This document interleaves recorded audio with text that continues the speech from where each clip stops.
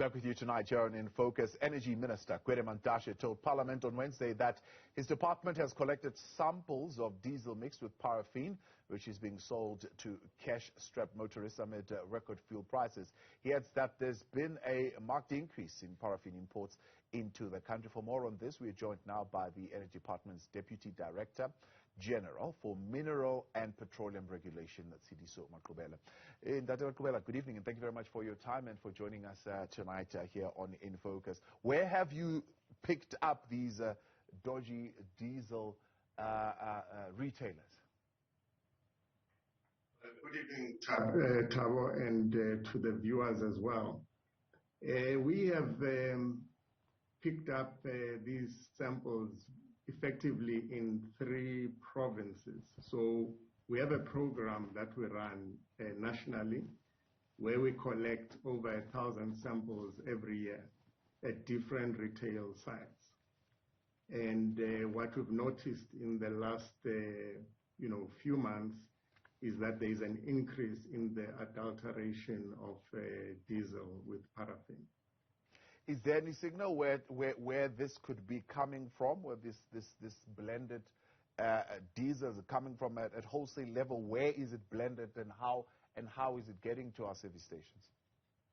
So effectively what these unscrupulous people do is they target unbranded sites. So they will not target your major retail sites.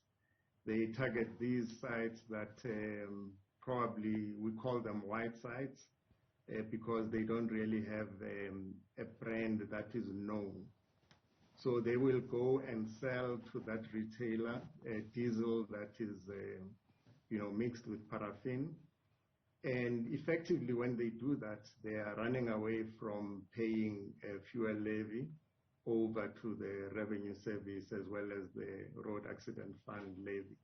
So they will then discount this fuel, and you will think that you are buying discounted diesel, whereas you are actually buying discounted diesel mixed with paraffin.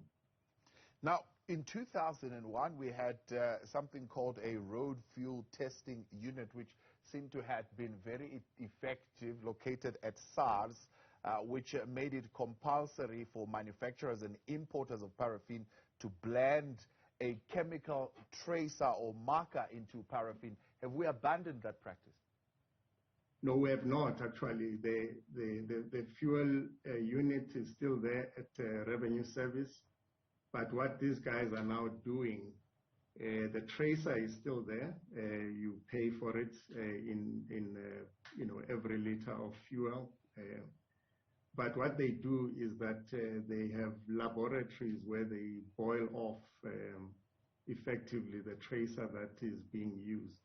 So that is why the minister indicated that we are now looking at other tracers that are not going to be easily interfered with. That's one.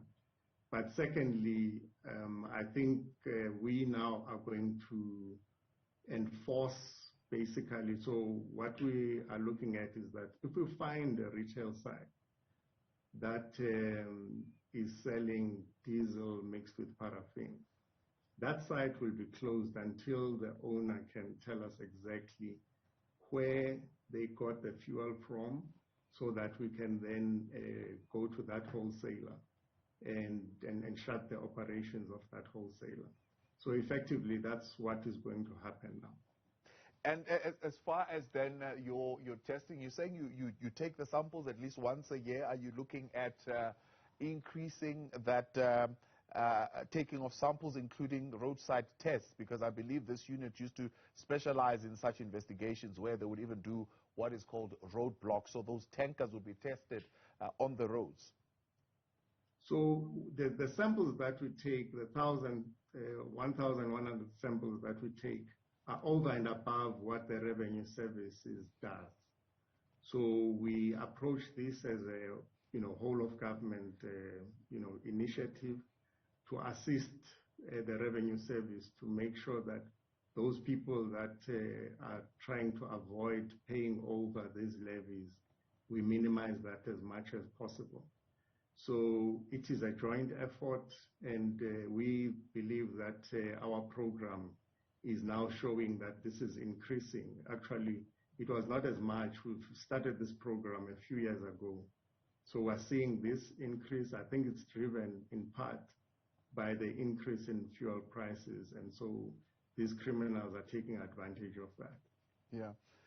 Part of your response then would be, will it be also in a sense, I suppose, to minimize the demand? Because I think part of the demand for it is the fact that people will always be looking for cheaper fuel because of the fuel hikes that we are that we are faced with currently in the country. So many people maybe listening to us today are saying, yeah, but also give us some relief. Don't only bring penalties, because we are also looking for affordable fuel at this particular point. Well, I think the issue of affordable fuel, we've indicated that we're not the only country that is faced with this challenge. The global economic war that is unfolding, centered in Eastern Europe, is effectively affecting all countries. I think the UK has seen a 30% increase in the price of fuel.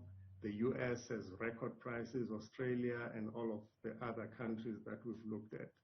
So there can be no excuse for damaging people's cars, because the downside of this adulteration is that it damages injectors, diesel injectors. It basically reduces the lifespan of those injectors. And, by the way, the emissions that come from the tailpipe are actually quite damaging to the environment, especially when you mix diesel with paraffin 50-50. So these are things that it goes beyond just the taxes. It is damage to vehicle owners. It is also damage then to the environment. Yeah. So the position that at this particular point, despite these rocketing fuel prices from government, is that you still would not consider immediate deregulation at this particular point? I think at this point, deregulation will be too disruptive. It would not assist, because even those who are importing fuel are finding it difficult to get fuel at competitive prices. They, as we speak, are paying a premium.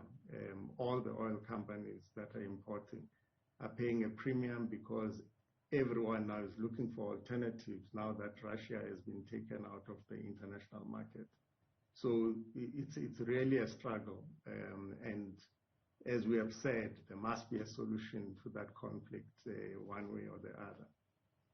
And if we were to look, as the minister is suggesting, I know he's saying it's still a way off, and maybe there might still be talks around regulation and procurement arrangements to look at getting cheaper crude oil in Russia. How do you see that working out? I mean, I think we have 6 refineries. 4 of them are out, if I'm not mistaken, at this particular point.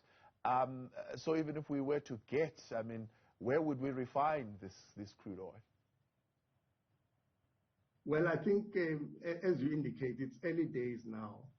But we're not just looking at, crude oil. We're looking at refined products as well.